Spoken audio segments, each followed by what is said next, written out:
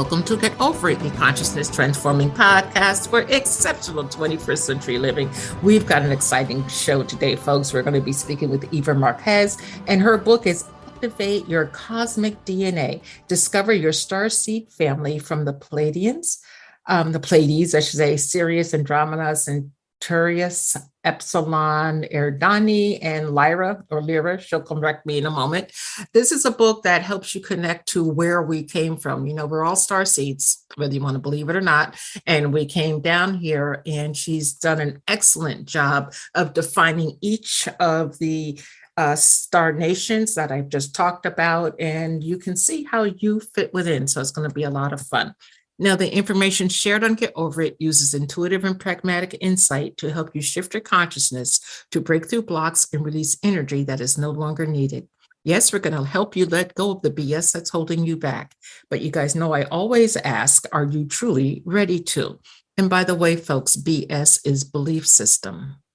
A bit about me for my new listeners, intuitive since birth. I'm a third generation intuitive with over 3 decades of experience supporting people to break through the blocks along their path. I'm a strategist for personal and professional transformation, revealing cutting edge information that enables you to prosper and thrive. I spent 25 successful years in corporate America as an executive sales professional, and I am the founder of Healing Visions Ministries and the Northern California Children's Education Network, a 501c3 nonprofit. I provide consultations and healings in all areas of life that heal the mind-body-spirit connection, allowing you to live your very best life. My clients tell me that I keep it real while providing them with accurate information to assist them along their journey as a spirit living a human existence. But they also say, if you really don't want to know, don't ask Monique.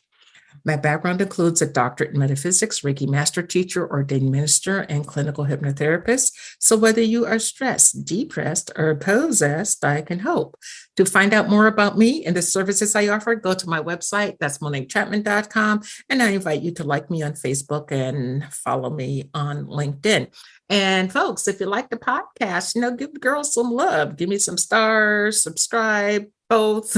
Greatly appreciated. Now, my guest today, Eva Marquez, is a Pleiadian starseed, soul healer, teacher, and author. Her mission is to assist humanity to transform fears into love so we can evolve from 3D survival beings into 5D multi-dimensional beings. And you can check her out at her website, and that's evamarquez.org. Again, evamarquez.org. Eva, welcome. Hello, it's nice to be here. Thank you. You're welcome. It is so wonderful to have you here with me. I absolutely love the book. Folks, this is Keep Her on My Bookshelf, and I don't say that too often. So if you're interested in this subject, this is definitely a book that we should buy and read and reread again. So Eva, who are our ancient alien ancestors? I mean, you talk in the book about 6 star nations. Where do we come from? How do we know where we came from? Well, the ancient alien star sisters are literally the aliens from the cosmos, to those that we sometimes are so afraid of what's going to happen when they come here. Well, we believe, in this cycle of life, that we do reincarnate and we repeat our journey and so much on. And literally, if we look at that, we started this journey long time ago, not on the earth, but somewhere within this universe, when we entered this universe. And when we entered this universe, we naturally had many different lifetimes in the different constellations. And as we were devolving in a way from the God source down into these phenomenal lives on these planets, and some of them may not be exactly phenomenals, we started to collect informations and knowledge and wisdom, and eventually we made it down all the way to this beautiful planet that we call Earth. And over the time we've forgotten where we came from, and we are looking toward these extraterrestrial beings or the angelic beings, our spirit guides, and we wonder who they are. And who they are is literally our past selves or our soul families. They are who we were used to be, and they are who we one day will become to be again. in my belief. Okay, so in your belief, is it that when we make our transition from Earth to what's next, we go back to our starseed family? We definitely can. If we do our work and we resolve our earthly issues, what we have, because something must happen to all of us that we got kind of stuck here in this earthly beliefs and reincarnations. But once we resolve it, and I would say we understand our human ego and transform it into this beautiful universal mind, our soul mind consciousness clicks back in together, and we remember that we don't have to go in the line, as we call it, the heaven. And please know that the heaven is a beautiful place, and coming back here again is still a beautiful journey, or could be. But we can make different choices, and we can say, okay, I'm going back to Pleiades or Sirius, that I feel more connected than coming back to Earth. Okay. Now, in the book, you talk about stopping on the Rainbow Bridge, which is the fourth dimension, before coming down into Earth. A lot of people, when you hear Rainbow Bridge, they equate it with animals making their transition. Can you talk to us about that? All right. I think the Rainbow Bridge is same for all of us. It is a place when we're transitioning from this fifth and higher dimensional energy into the third dimensional energy of the Earth. Now, we usually think about it, when we went over the Rainbow Bridge and went to the heaven. Well, we came from heaven, or any word we like to call it. We have to go through some passage. And it's pretty good to call it the Rainbow Bridge, because it reminds us about the rainbow within ourselves, which is our 7 basic chakras. That is our rainbow that can guide us back and forth.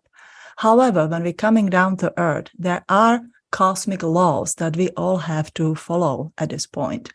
And one of the laws is the lowering of the consciousness, and the lowering consciousness results in the memory amnesia. So when we are born, we kind of still connected, and little children remember until about 7 years old, plus minus. And then when the mind starts developing, or that ego mind consciousness start developing, we lose our memory, and that amnesia really kicks in. And we feel that we are just ordinary humans in the human body. Does that make sense? It makes perfect sense, but I think that sometimes it's beaten out of us because the people around us who are trying to do their absolute best for us, they've lost their belief in whatever it was they believed in, or wherever they came from. So we get, I don't know, brainwashed, programmed in a way that we're supposed to forget and let it stay forgotten who we were. Yes. Well, yes and no. We come here and we definitely, are born into a fearful program animal body, because it doesn't matter where we came from or how our body look in the Pleiades or Sirius or anywhere else, our soul mind consciousness, sort of that ball of the light of the God source, pick a new outfit. Like you go to the closet and pick your outfit and pick it in this earthly realm. And the outfits that we have, the bodies, are literally an animal bodies that are adjusted to the earthly realm, because I think we all agree that these bodies evolved from the primates, got a little quantum jump from the aliens, and here we are today. The body is programmed with the 3-dimensional energy of the survival. Now, here is a good reason why we may have forgotten of who we are. Because here we are in this survival program body. The survival body literally runs on the program of the fears, because the fears keeps you alive. And in our families, even I as a mom, do have us raising the children in the some level of the fears to keep the discipline, because we, don't have it all together, how to do it perfectly. Back then, I wish I knew differently. Anyway, imagine that you come here and you remember that you are this wonderful goddess who can levitate and make the fire by moving your hands and so much on. How much destruction we will actually cause, not by wanting, but by accidents, because we start acting up on fears and protect ourselves from everything possible. So in a way, we get this chance to be born into these bodies. Remember that there is a rainbow within us, that rainbow bridge is not necessarily an evil thing. It is something that protects us from our personal self-destructions. Once we find the rainbow within us, which is, again, just the basic understanding of the 7 chakras, and I know there's more than 7 chakras within the body, but these chakras hold the extraordinary ability. So in a way, we awaken the rainbow, and there are stories of the rainbow bodies from the ancient times. And with that, we awaken our memories, which naturally will lead us to our extraordinary abilities that we have. So sometimes I compare it this way, we all know how to use the matches and make the fire, but you don't give the matches to a little child because they can harm themselves with it. So that may be the reason.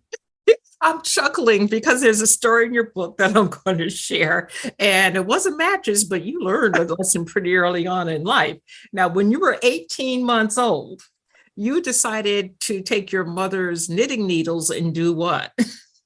Well, I electrocuted myself. Unfortunately, it was a very conscious decision. See, I remember actually skipping part of the passage from the Rainbow Bridge. I broke the rule, and I have a very, actually in the dream states came these very vivid memories. But here comes what happened to you when you don't follow the rules.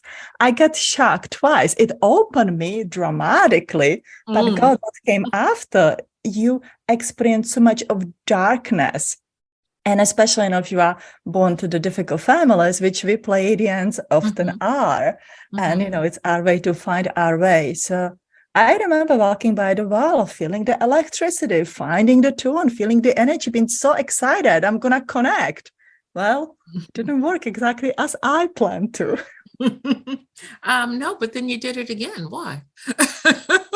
That I don't know. I think I was like trying to connect to the motherboard. And I says, okay, you didn't perceive me the first time. Let's do it one more time. Well, my mother was very strict after the second time. Thankfully, I survived all of that without any damage. But yep, I was trying to connect. Yeah, we'll open up a little bit wider. Now, talk to us a moment about the 6 star nations.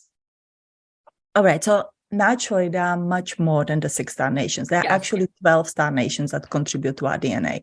These 6 communicate with me, or communicated with me at the time when I was writing the book. It all started with Pleiadians, and then they started to bring the others and others. And these star nations literally have the representatives up here on the earth. So we starseeds, came from, some of them came from the 6 star nations, some of they came from the other ones.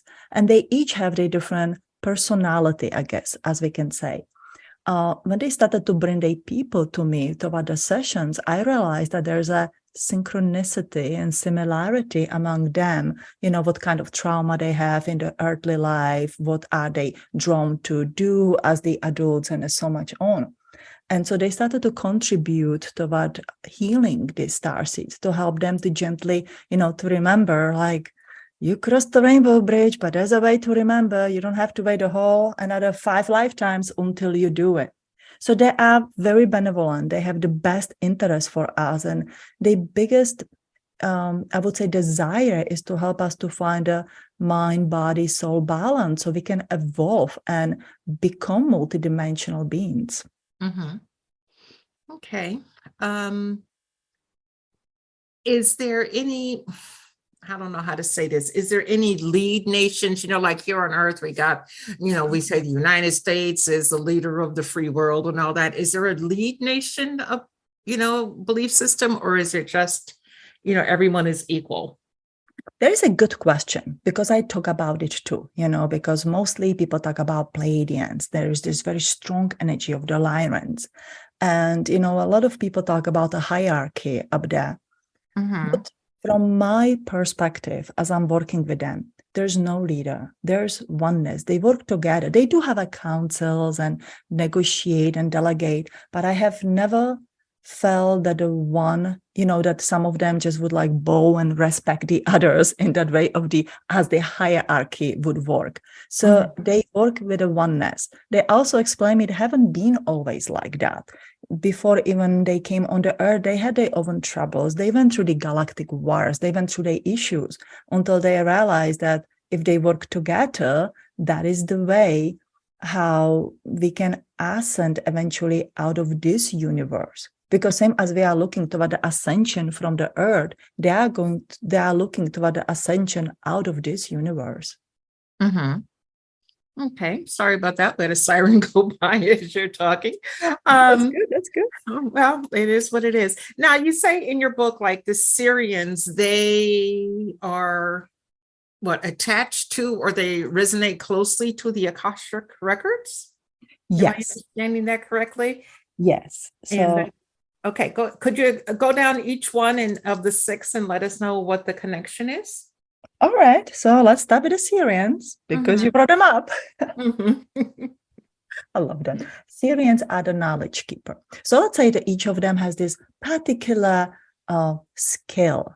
Same as we said, that we are each part of the puzzle to one another. They are the same to them. So the Akashic records the main Akashic records are in the Sirius B. And they collecting all the records from the past and present and even from the future. And this is what they call the library of light. And when there are, there's definitely a council that's looking toward the future and how the evolution can be navigated in the most beautiful and benevolent way. They would go into Akashic records and they pull out the records to see, how we have done it in the past, how is the pattern possibly repeating, and how we can do it differently.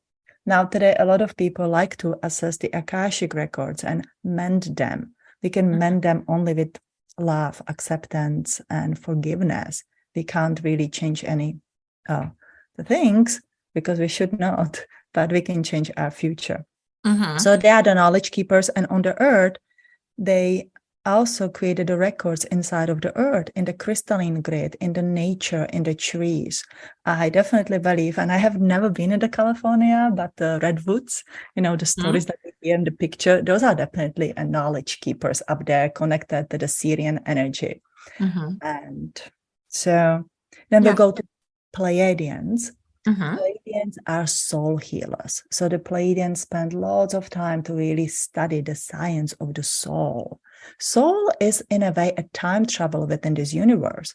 Our soul consciousness or energy essence, let's call it, came from far away beyond this universe and entered this universe that is this beautiful universal mind.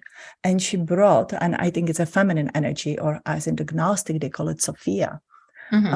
She brought here that love of the what we may call the God source. I know we may call it a different name, but for the sake of explanation, let's call it the God source. And sharing that love here with everything and combining with this beautiful mind and creating, creating and gathering experiences. Now, soul and soul healers that are here on the earth, soul have experienced separation from the body through the fear and the trauma and all these horrible things that do happen to us on the earth and up there in the universe. And so the Pleiadians that have this beautiful art, how to reconnect that soul, how to help you to overcome feelings of the separation, abandonment, rejection that happen through the abuse. And that is actually why the many Pleiadians, I would say 95% Pleiadians, suffered through the abuse and a lot of emotionally bad things happening to them in their earthly life. Pleiades in the Alcyon has this council of the future, of the beings from the future. It's actually beautiful collection, or if you can collection, assembly. Let's call it the assembly around a round table. Let's just fantasize a little bit. From the various star nations who literally meet there from the past and from the future, because there are definitely Pleiadians from the future. And they start talking to me for the first time. I was like, that sounds really crazy. And when I read the Barbara Machiniak book, The Bringers of the Dawn, they literally mentioned, I think there's a part of it that says, we talk to you from the future. I was like, oh my God, those are them. They definitely are. They are looking at a possible scenario. They cannot manipulate or control us, but they can gently guide us. And if you gently guide somebody, it's through that soul consciousness, because soul wants to share love, experience love and happiness, and not the wars and the suffering and pain.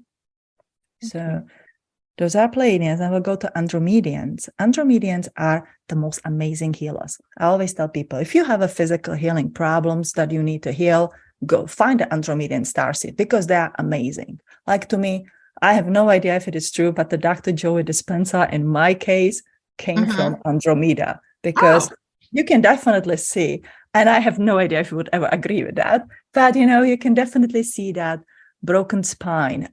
Many Andromedians that I read for have a actually spine issue, bone problems, have these miraculous recoveries, so they can find a healer within them. And that's what they focus up there in the Andromeda, on the science of the body, of the healing, because they are not just a pure fluffy light on this planet. We do have body, because body give us experience through life, not only on the earth, but up there as well. If we are just, this soul mind consciousness and orb of light, we just go and we view the things, but we cannot participate in the creation or in the physicality or in our life. And that's why we have bodies even up there. And so Andromedians are phenomenal that are looking how the body function, how the organs and meridians and the chakras, because we do have all those, maybe in a little different order than here on the earth, but we have those, and how we can create rejuvenation, longevity, how we can heal from absolutely anything. And then, you talk with the Pleiadians and says, how do we feel about it? How we change our way of the feeling. And with the Sirians, how do we think about it? What the mind will think about it. Okay. So they do work together, especially Pleiadians, Sirians, and Andromedians, which I wrote as our first trinity within the body. And then another ones what I work was Centaurians, which are phenomenal. So the Centaurus was one of these, I would say, younger planets before the Earth. They were very pristine in nature. And what surprised me in the beginning is that they share with me that they have this reptilian species living there, this reptilian and dinosaurian species. And of course, when I wrote the book, I started to writing it actually in the 2013, which is quite a while back. We all go like, reptilians, the bad guys, right? Like, oh my God, like put your aluminum hat on so they don't find you. And it's not true. They are actually very benevolent. They says like, we are vegetarians, which was kind of funny in a way for the reputation they have. And they are very fun. Now, Centaurus became a planet that has a hybridization program that actually Lyra introduced there. I speak about it a little bit later. And so Centaurus became this new evolving planet for hybrid beings. Hybrid means that you have a DNA, combined DNA within you from at least 2 or 3 star nations, and it can be as many as possible. Same as we are experimenting with our bodies here, we were experimenting with our bodies up there. I always tell people there's no better or worse if you have like a pure Pleiadian DNA, or if you have a 3 or 4 different DNAs within you merged together. It's like, we are looking at our ancestry today and we find that, we are from the Europe and Africa and South America, and nobody would ever guess that. So it's the same thing. And if we know about those traits, we can develop them in a much better way to make ourselves more, I would say, surrounded, multidimensional beings. And I think that's what was the probably a step toward the oneness. Now, especially Lyra, they always says, we didn't get it always perfectly right. We made our mistakes, which, they have done. And maybe they talk, if we combine our DNA, that's going to carry us into oneness faster. The oneness is the understanding of the soul mind consciousness. Long story short, the best animal readers come from the Centaurus, because there's that very strong animal DNA with the reptilians and dinosaurians. And when you are incarnated there, you are definitely more connected to animal kingdom here on Earth. So the best animal communicators definitely come from the Centaurus. What is interesting, because they didn't have any past lives in like these galactic wars, they definitely have chosen a lot of dark warrior lives on the Earth for the experience, because soul wants to have experience. And Epsilon Eridani, I don't want to make it long because I can talk about him forever. I tried to cut it short. You're doing fine. Thank you. Epsilon Eridani it took me a little while to figure it out, because when they started to speak, I was like, who are you? Where it is even from? Does something like that exist? Because people don't hear about them. And it's like, yeah, we are up there close. I believe it was the Taurus and Orion. I believe that's what it is. Okay. Hope I have it right. And they're mediators. They literally spend the time to mediating between all the star nations. And they said, our spaceship is closely positioned around the Earth. And if there would be one day that we are going to land here, we are the one to mediate. That really surprised me, because you would say, like, Pleiades will come and we will all recognize them. It was like, no. What do you think? That they all have like blue eyes and blonde hair? And if they don't fit your picture, you know what's going to happen to them, right? And we know, we put this expectations, which are absolutely not true up there. The Pleiadians are born in all different kind of the races and the shapes and the size and the colors of our bodies. It's not only blue eyes and the blonde hair. That's the biggest misconception up there. And so the Epsilon Eridanis, they are, as I said, the mediators. There's this beautiful gift they have. When they mediate, they don't manipulate. They show me this interesting thing that I have a really hard time to explain. It's like when you have an issue, they take this issue and they blow it up into, like, we have to imagine in our imagination, like this issue is like this ball, and they blow up this ball into very tiny specks, and they take every particle of it and what is true, and they look at it, what is true and what is not true. So they look at it, they call it, I think, the heart science of the heart, where they find the absolute molecules of the truth and compose them back together. They can show you possible actions of your reactions. Like, if we're going to choose this person for the president, this may want to happen. I always tell people, you don't want to manipulate what's going to happen. We have to hold the love and happiness for everybody, and that the truth will come out. But they have that ability to look at it, and I think that's what makes them a perfect mediator.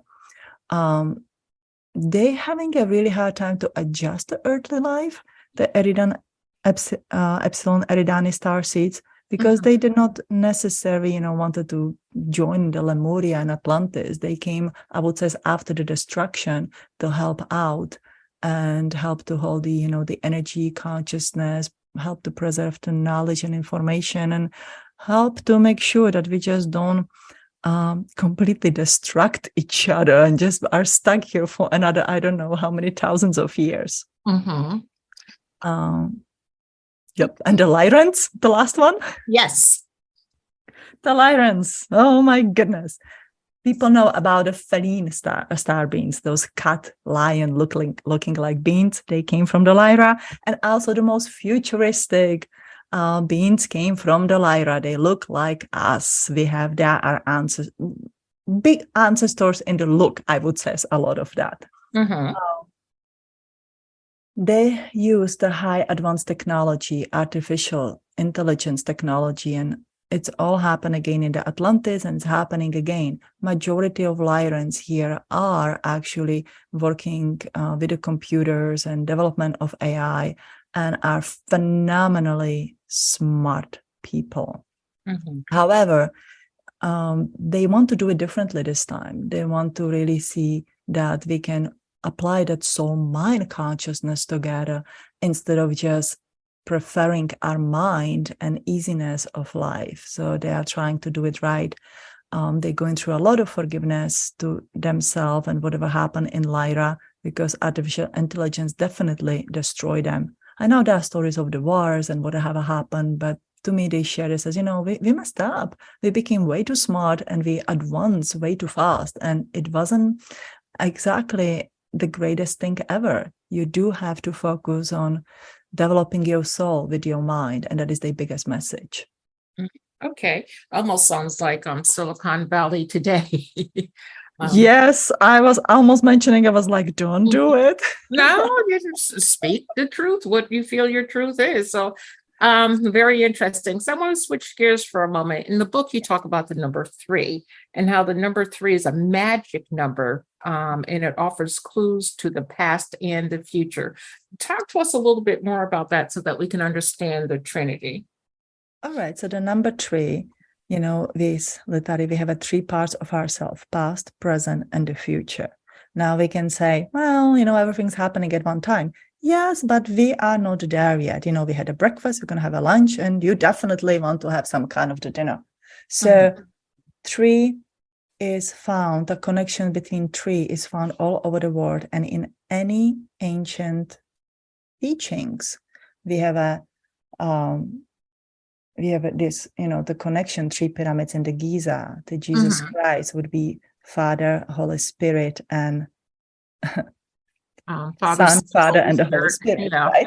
Yeah. And with all of that, whenever you look at it, it's literally a mentioning to the soul, mind, and the body.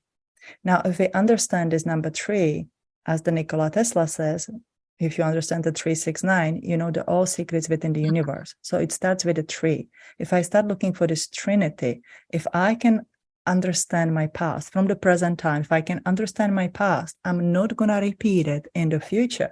I will change my action and reaction. And if I change that Trinity merged together in the oneness, and my life will be different. Like if I don't want to go for another incarnation on the earth, I have to look in my past. Whatever happened that I got stuck here, I observe it in the present time, and I'm gonna make a different again action and reaction from the future. If I want to, let's say, people go, and I'm a starseed and I really want to have my abilities. And I remember I was a healer. Why I can't be healer just, by some kind of the attunement? Because you have to work with this particle of the 3s.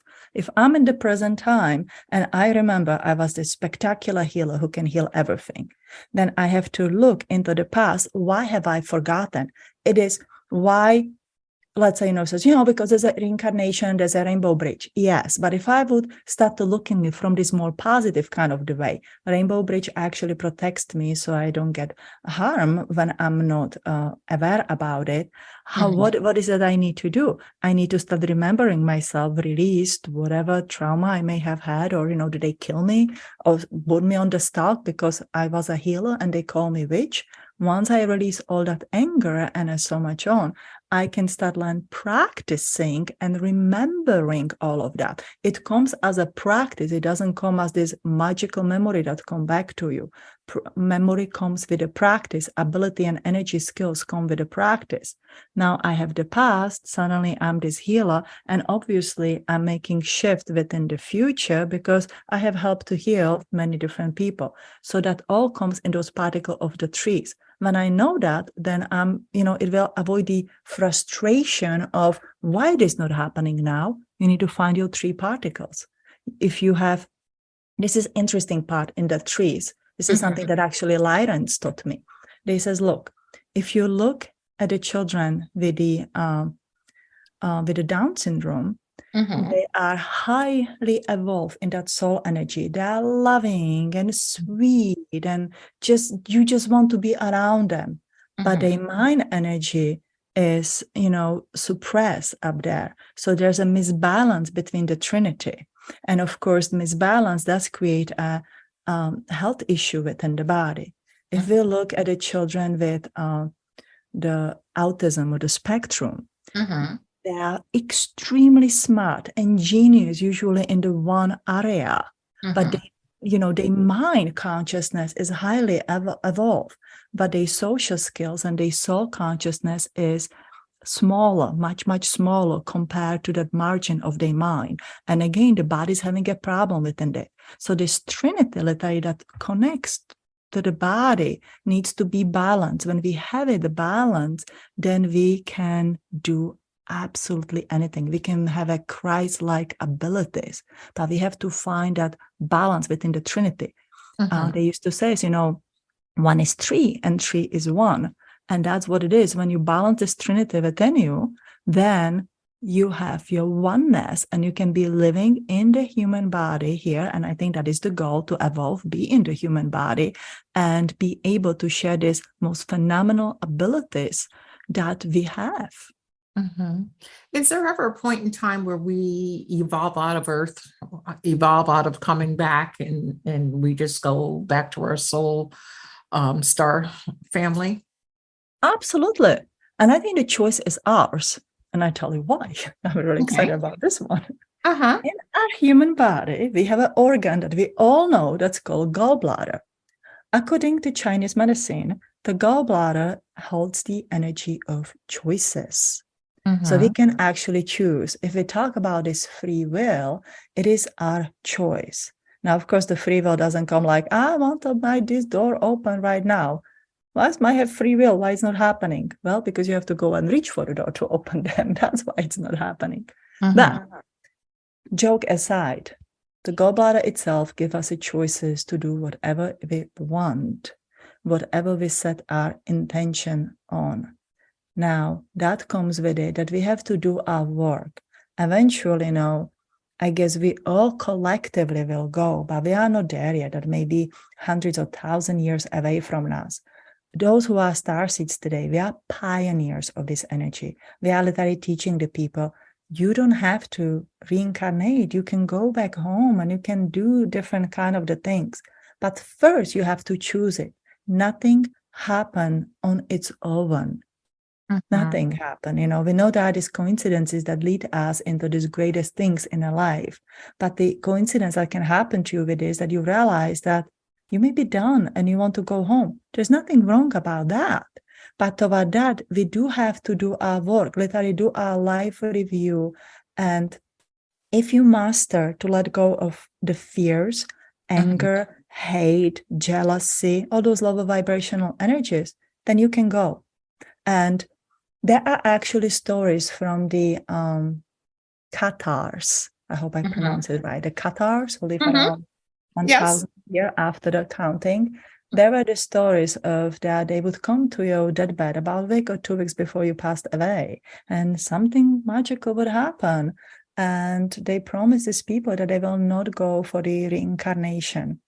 And I always talk about I like to question the things. I think we all should question the things. It just sounds way too good to be true. And there's a Qatar hymn that anybody can find on the YouTube. And there's the words that sings, and then there's a refrain that sings a, e, o, u. Just like that tuning of the vowels. And because I'm from the Europe, it's in the European version. So I was like, this is really interesting. We may not understand the different language, what they are saying, but everybody understands the vowels. And guess what? These vowels actually go with the tuning from the heart to the 5th chakra, to your pineal gland, to your 3rd eye, and to your 7th chakra. What they did, they literally tune the soul mind consciousness to disconnect from the lower vibrational energy, which goes from the lower 3 chakras. And if you are able to go in that after space, let's go the after space before you enter heaven, and let's say we have a sound, your sound doesn't have any of these lower vibrational 3 chakra tones, you have a choice where you are going. This came to me as a memory. I do have some, past life memories, and when it hit me, I was like, oh my God, those are not just stories, it really happened. And, when the things click together and you go like, it's just in the front of our nose, and anybody can see it. So we don't know, or there are probably people who remember how to do it. I have just these memories, and I find it fascinating. But there are the ways, and people have done it before us, so we can do it. We know that the Mayans went somewhere, and I believe they were not abducted by the weird aliens. I believe they ascended and went, to that other place or the other dimension. So there are stories from the past, and we live in the most exciting time of the infinite possibilities, where we can do it as well. Okay. Thank you for that. I do have a question that's always confused me. What is the difference between coming from a star system and the Nephilim? I don't, because to me, they were like the giants that came from the sky, right? So are they the same energy, or is it a different vibration? Now, I will disappoint you because I do not know. Oh, okay. Well, I don't know either. That's why I asked. I honestly do not know. I heard, that some of them, the Nephilims, have been just the offsprings of, those who came from the stars. But I I didn't work with them, so I don't have an answer for that. Oh, okay. Well, when we find out, folks, we'll be the first to let you guys know. Eva, when we go to your website, evamarquez.org, what are we going to find there? You're going to find there the list of my services and classes and a link to what my book and my other books on the Amazon. Okay. And don't you have something coming right up pretty soon or no? I'm teaching the soul healing classes, which are actually in the progress right now. In the new year, I will start doing language of light classes again and new soul healing classes. Okay. All right. Well, thank you very much for sharing that with us. Eva, you've been like a wonderful, wonderful guest. I really appreciate everything that you've shared. What is a pearl of wisdom that you would like to leave the audience with today? What I would love to entice you about is actually project, if it's okay, that I just recently started. I do have a YouTube, Eva Marquez, if anybody's interested. And the pearl of wisdom will be this. We as a starseed here, we feel very lonely. And because we do have that soul disconnection, we feel lonely and we feel abandoned, we feel forgotten and lost. And we spend the time to meditating, to be in those higher dimensions and connect with our soul family. Well, Pleiadian says that it's time that we reconnect our ground crew here on the earth. So I made this video on how you can activate yourself into the crystalline grid. It's like you put yourself on the Google map in the crystalline grid. So you can take the crystal, put it in your backyard, and start bringing the energy from the cosmos through you inside of the crystalline grid of the earth, which we can send there with the intention of the love and happiness, because they are non-controlling kind of the energies. Now that energy comes from the earth again, and we will start connecting through the earth and through crystalline grid us together here. So we realize that we are not alone, we are not crazy, and that be different. Even doing this crazy thing as I did, electrocuting myself, please don't do it. It wasn't fun. Would not advise that. But a lot of years of the darkness after that. But we are here and we need to connect together, support each other in this way, because you are here as an ambassador of your star family. If the Pleiadians could do it from up there, they would not want to write a book through the me or Barbara Machiniak or the Barbara Henclaw. They would just, send out the beam of the light and we all get it. You need to be in the physical realm, to have a physical body, to be able to create. And that's why we are here. We are not forgotten or the black sheep of the family. We are here to usher the humanity into the evolution, and the more we connect together, the better it will be. So if you feel really alone, put the crystal inside of the earth. You can look at my YouTube video if you want. It's the point down and activate yourself here and says, here I am, and I want to be connected with my soul family. And I'm ready to do this marvelous job of the evolution. Thank you. Thank you. Thank you so much for that. And that's definitely something that I am going to do. Eva, I appreciate your time and your talents today. I am forever grateful to you. And I know that the audience feels the same way. And I want everyone to remember that the most important choice that you can make is what you choose to make important. Consider making the masterful choice of activating your cosmic DNA.